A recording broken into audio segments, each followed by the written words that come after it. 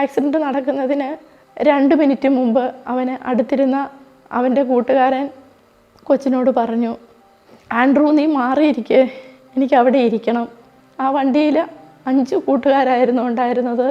വണ്ടി ആക്സിഡൻ്റ് ആവുകയും ബാക്കി 4 പേർക്കും ഒരു പൊറൽ പോലും സംഭവിക്കാതെ അവൻ മാത്രം. 5-6 മാസങ്ങൾ കഴിഞ്ഞു. ഒരു ദിവസം ഞാൻ ബൈബിൾ എടുത്തപ്പോൾ കണ്ടു, ബൈബിളിനകത്ത് വരച്ചിട്ടിട്ടുണ്ട്, യേശുവിൻ്റെ മരണം വരച്ചിട്ടിട്ടുണ്ട്. കണ്ടപ്പോൾ എനിക്ക് പെട്ടെന്ന് ഞെട്ടലായി. ഞാൻ അടുത്ത പേജ് വായിച്ചു. അപ്പോൾ അവിടെയുണ്ട് യേശുവിൻ്റെ ഉദ്ധാനം വരച്ചിട്ടിട്ടുണ്ട്. ഡാനിയലച്ചൻ തലയിൽ കൈയൊക്കെ വെച്ച് പ്രാർത്ഥിച്ചു. എന്നോട് പറഞ്ഞു, അവൻ സ്വർഗത്തിലുണ്ട്, ഒന്നും പേടിക്കണ്ട.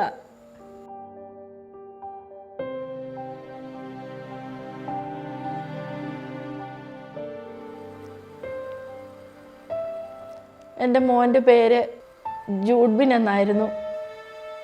അവനെ ഞങ്ങൾ ജൂഡു എന്നാണ് വിളിച്ചുകൊണ്ടിരുന്നത്.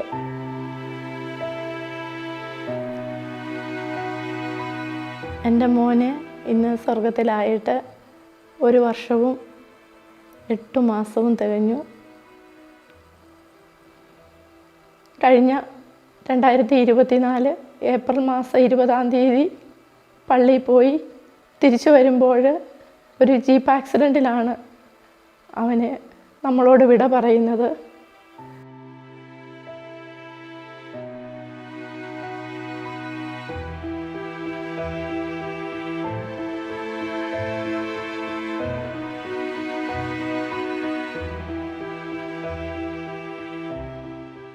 ആക്സിഡൻറ്റ് നടക്കുന്നതിന് 2 മിനിറ്റ് മുമ്പ് അവന് അടുത്തിരുന്ന അവൻ്റെ കൂട്ടുകാരൻ കൊച്ചിനോട് പറഞ്ഞു, ആൻഡ്രൂ നീ മാറിയിരിക്കേ, എനിക്ക് അവിടെ ഇരിക്കണം. എന്തിനാടാ ജൂഡു? അപ്പോൾ അവൻ പറഞ്ഞു, അതൊക്കെ പിന്നെ പറയാം, നീ പെട്ടെന്ന് അവിടെ നിന്ന് മാറിയിരിക്കേ, എനിക്കവിടെ ഇരിക്കണം. അങ്ങനെ അവന് പെട്ടെന്ന് കാരണമൊന്നും പറയാതെ ആൻഡ്രൂവിനെ അവനിരുന്ന സീറ്റിൽ നിന്ന് മാറ്റിയിരുത്തി ഇവൻ അവിടെ ഇരുന്നു. ഏതാനും നിമിഷങ്ങൾക്കകം വണ്ടി ആക്സിഡൻ്റ് ആവുകയും ആ വണ്ടിയിൽ 5 കൂട്ടുകാരായിരുന്നു ഉണ്ടായിരുന്നത്.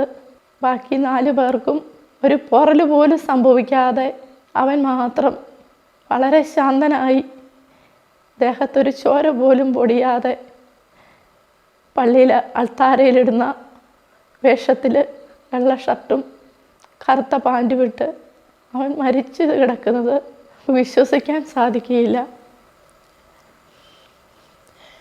അവനൊരു പിറന്നാളൊക്കെ വരുമ്പോൾ അവനൊരു ഷർട്ടും പാൻറ്റും ഒക്കെ എടുത്തു കൊടുക്കാൻ ഒത്തിരി ആഗ്രഹം തോന്നുമായിരുന്നു.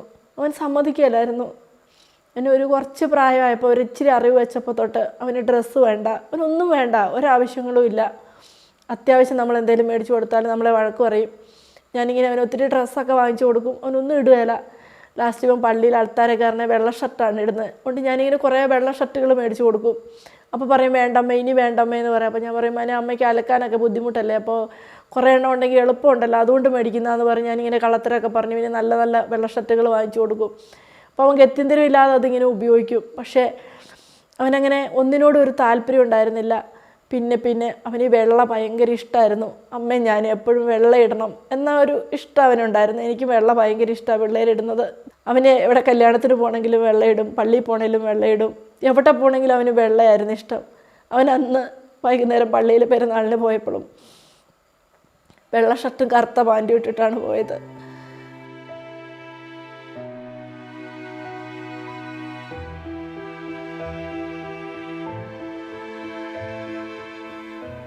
ജൂഡുവിന് മരിക്കുവാൻ ഒട്ടും ഭയമുണ്ടായിരുന്നില്ല. തന്നെയല്ല, അവന് ഈ ലോകത്തിനപ്പുറം ഒരു ജീവിതം ഉണ്ടെന്നിങ്ങനെ അവൻ്റെ നിത്യജീവിതത്തിലും ഓരോരോ സംഭവങ്ങളിലും ഞങ്ങളെ ഇങ്ങനെ പറഞ്ഞ് പഠിപ്പിച്ചാണ് അവൻ കടന്നു പോയത്. അവൻ തീരെ ചെറുപ്പമായിരുന്നപ്പോൾ മിഷൻ ലീഗിന് ഒരിക്കൽ പ്രസംഗം പറയുവാൻ വേണ്ടി സിസ്റ്റർ നിർബന്ധിച്ചു. അപ്പോഴവന് എന്നോട് വന്ന് പറഞ്ഞു, അമ്മേ എനിക്ക് കഴിവൊന്നുമില്ല, ഞാൻ എങ്ങനെ പ്രസംഗം പറയും? സിസ്റ്റർ എഴുതി തരാമെന്നാണ് പറഞ്ഞേ, പക്ഷേ എങ്ങനെ പഠിക്കും അമ്മേ, എനിക്ക് പറ്റും അമ്മേ. അപ്പോൾ ഞാൻ പറഞ്ഞു, മോനെ തീർച്ചയായിട്ടും പറ്റും മോനെ, അമ്മ പഠിപ്പിക്കാം. അവൻ്റെ ആദ്യത്തെ പ്രസംഗം എന്ന് പറയുന്നത് മാക്മിലിൻ കോൾബയെക്കുറിച്ചായിരുന്നു. ഇന്ന് അവൻ നമ്മുടെ കൂടെ ഇല്ലെങ്കിലും അവൻ ജീവിച്ച് കടന്നു പോയത് ഒരു കുഞ്ഞു കോൾബയായിട്ട് തന്നെയാണ്. അൾത്താരയായിരുന്നു അവൻ്റെ ഏറ്റവും ഇഷ്ടപ്പെട്ട ഇടം. എന്നും അൾത്താരെ കയറണം, ബൈബിൾ വായിക്കണം, അവൻ്റെ ഇഷ്ടമായിരുന്നു. അവസാനത്തെ അവൻ്റെ മാസങ്ങളിൽ 2024 ഏപ്രിൽ മാസം ആദ്യത്തെ 2 ആഴ്ചകളിൽ പള്ളിയിൽ അവധിയായതിനാൽ കൂടുതൽ അൾത്താര ബാലന്മാർ വരുന്നുണ്ട്. അപ്പോൾ എല്ലാവർക്കും വായിക്കാനൊക്കെ ഇഷ്ടമുണ്ട്. അപ്പോൾ ഇവനിങ്ങനെ വായിക്കാൻ വേണ്ടി എല്ലാം ഒരുങ്ങി നിൽക്കും. അൾത്താരയിലേക്ക് കയറുമ്പോൾ അവനത് മറ്റു പിള്ളേർക്ക് വായിക്കാൻ വേണ്ടി കൊടുക്കും. അങ്ങനെ അവനിങ്ങനെ കുറേ ദിവസം അടുപ്പിച്ച് കൊടുത്തപ്പോൾ കൊച്ചച്ഛനും കപ്പിയാരും ഒക്കെ അവനെ വഴക്ക് പറഞ്ഞു. അവനോട് ഞാൻ രാത്രിയെല്ലാം പറഞ്ഞു. രാവിലെ ഞങ്ങൾ പള്ളിയിലെത്തി. അവൻ അൾത്താരയിലേക്ക് കയറുന്ന കണ്ടു. ബൈബിൾ വായിച്ചത് ഇവനല്ല. പള്ളിയും കഴിഞ്ഞ് ഇറങ്ങി അവിടുന്ന് വീട്ടിലെത്തുവോളം ഞാൻ അവനെ വഴക്ക് പറഞ്ഞു. മോനെ, നീ എന്താ വായിക്കാത്ത? ഇന്നലെ അവർ വിളിച്ചു പറഞ്ഞതല്ലേ എന്ന് പറഞ്ഞ് ഒത്തിരി വഴക്ക് പറയാൻ വളരെ കൂളായിട്ടിരുന്നു. അവസാനം വീട്ടിൽ വന്ന് വണ്ടിയിൽ നിന്ന് ഇറങ്ങുമ്പോൾ അവൻ എന്നോട് പറഞ്ഞു, അമ്മേ, അത് മറ്റേ പിള്ളേരും വായിച്ച് പഠിക്കട്ടെ അമ്മേ. അവൻ ആ ജീവിതത്തിൽ ചെയ്ത എല്ലാ പ്രവർത്തനങ്ങളും അങ്ങനെയായിരുന്നു. മറ്റുള്ളവർക്ക് വേണ്ടി അവൻ എന്തും കൊടുക്കും. അതിനകത്ത് അവൻ്റെ ഏറ്റവും വലിയ ഇഷ്ടങ്ങളെ അവന് ഉപേക്ഷിക്കുന്നു. മറ്റുള്ളവരുടെ ഇഷ്ടങ്ങൾക്ക് അവൻ സ്വന്തം ഇഷ്ടങ്ങളെക്കാൾ മാനങ്ങൾ നൽകുന്നുണ്ടായിരുന്നു. അവൻ്റെ ഇളയ കുഞ്ഞുങ്ങളെയും 25 നോയമ്പിനും 50 നോയമ്പിനും മുടക്കാതെ പള്ളിയിൽ വിടും. ഞാനും അവനും എല്ലാ ദിവസവും പള്ളിയിൽ പോവും. അങ്ങനെ എല്ലാ ദിവസവും പള്ളിയിൽ പോയിക്കൊണ്ടിരിക്കുമ്പോൾ കഴിഞ്ഞ ക്രിസ്മസിന് പള്ളിയിൽ അച്ഛൻ സമ്മാനം കൊടുക്കുകയാണ് എല്ലാവർക്കും. 25 ദിവസം പോയതിന് പ്ലേറ്റാണ് സമ്മാനമായിട്ട് കൊടുക്കുന്നത്. അപ്പം എല്ലാവർക്കും കൊടുത്തു കഴിഞ്ഞ് പള്ളിയിൽ നിന്ന് ഞങ്ങൾ പോരുകയാണ്. അപ്പം ഇളയ 2 പിള്ളേർക്ക് സമ്മാനം കിട്ടി, പ്ലേറ്റാണ്. അപ്പോൾ ജൂഡിനോട് അച്ഛൻ ചോദിച്ചു, മോനെ നിൻ്റെ സമ്മാനം എടുത്തില്ലേ? അപ്പോൾ പറഞ്ഞ്, ഇല്ല അച്ഛാ, അതവിടെ ഇരിക്കട്ടെ. അപ്പം വന്ന് ഞങ്ങളുടെ കൂടെ വണ്ടിയിലേക്ക് കയറുകയാണ്. പള്ളിയും കഴിഞ്ഞ് ഞങ്ങൾ വീട്ടിലോട്ട് വരുമ്പോൾ അപ്പം ഞാൻ പറഞ്ഞു, മോൻ പോയി എടുത്തോണ്ട് വാ, 3 പ്ലേറ്റ് കിട്ടുമല്ലോ. അപ്പോൾ പറഞ്ഞു, വേണ്ടമ്മേ, അത് വേണ്ട, എൻ്റെ അത് പള്ളിയിലിരിക്കട്ടെ. ഞാൻ പറഞ്ഞു, വേണ്ട മോനെ, മോൻ പോയി എടുത്തോണ്ട്, സമ്മാനമല്ല, അച്ഛൻ പറഞ്ഞതല്ലേ, അമ്മയ്ക്കും ഇഷ്ടമാണ് മോനെ, 3 പേർക്ക് ഒരേപോലത്തെ പ്ലേറ്റ് കിട്ടിയല്ലോ.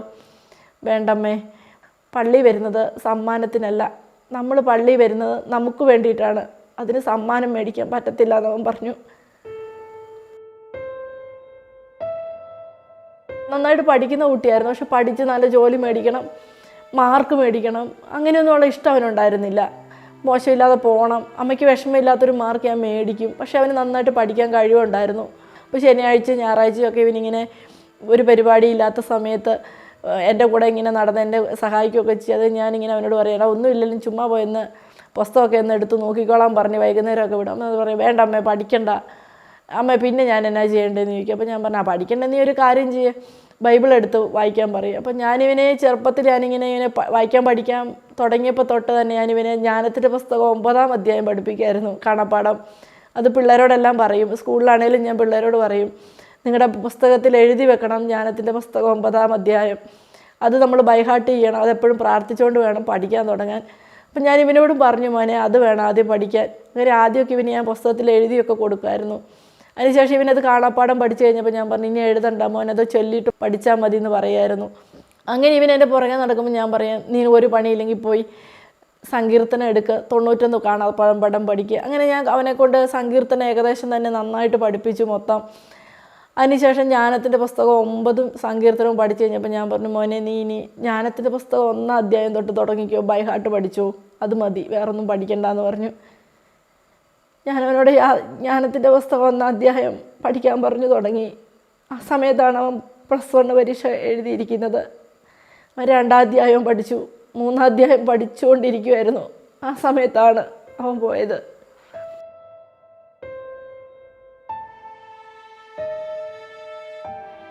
അവൻ്റെ മുറിയിൽ അവന് സ്വന്തമായിട്ട് കാണാൻ പറ്റുന്ന ഒരു ബൈബിള് മാത്രമേ ഉള്ളൂ.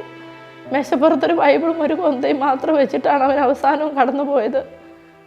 അവൻ പോയി കുറേ നാൾ കഴിഞ്ഞ് പതുക്കെ ബലമൊക്കെ വെച്ച് വന്നപ്പോൾ ഞാനും കുരിശുവരെയൊക്കെ കഴിഞ്ഞ് എല്ലാവരും കിടന്നു കഴിയുമ്പോൾ പതുക്കെ അവൻ്റെ മുറിയിൽ പോയിട്ട് ബൈബിൾ എടുത്ത് വായിക്കും. 5-6 മാസങ്ങൾ കഴിഞ്ഞു. ഒരു ദിവസം ഞാൻ ബൈബിൾ എടുത്തപ്പോൾ കണ്ടു, ബൈബിളിനകത്ത് വരച്ചിട്ടിട്ടുണ്ട്, യേശുവിൻ്റെ മരണം വരച്ചിട്ടിട്ടുണ്ട്. കണ്ടപ്പോൾ എനിക്ക് പെട്ടെന്ന് ഞെട്ടലായി. ഞാൻ അടുത്ത പേജ് വായിച്ചു. അപ്പോൾ അവിടെയുണ്ട് യേശുവിൻ്റെ ഉദ്ധാനം വരച്ചിട്ടിട്ടുണ്ട്. ഞാൻ പിന്നീട് ബൈബിൾ മുഴുവനും ഓരോ താളും മാറി മാറി മറിച്ച് നോക്കി. വിനി എവിടെയെങ്കിലും ഉണ്ടോ? അപ്പോൾ ഉണ്ട്, മൂന്നാമതൊരിടത്ത് കൂടെയുണ്ട്. നിങ്ങൾ പ്രത്യാശയുള്ളവരായിരിക്കുവിൻ.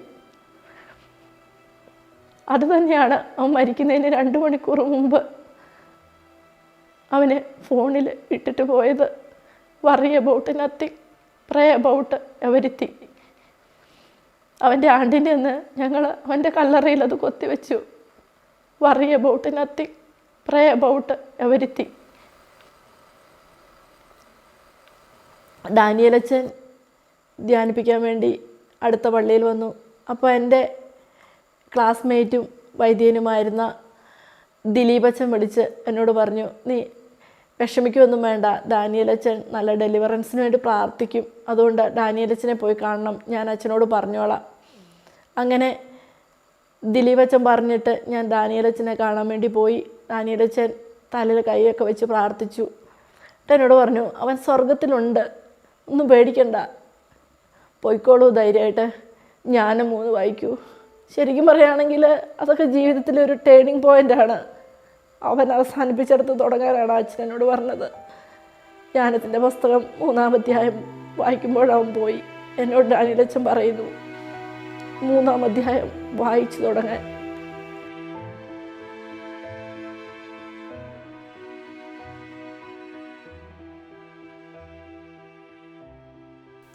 വിശുദ്ധ കുർബാനയുമായി ബന്ധപ്പെട്ട വീഡിയോകൾ നിങ്ങൾക്ക് ലഭിക്കാൻ ഈ ചാനൽ സബ്സ്ക്രൈബ് ചെയ്യുക.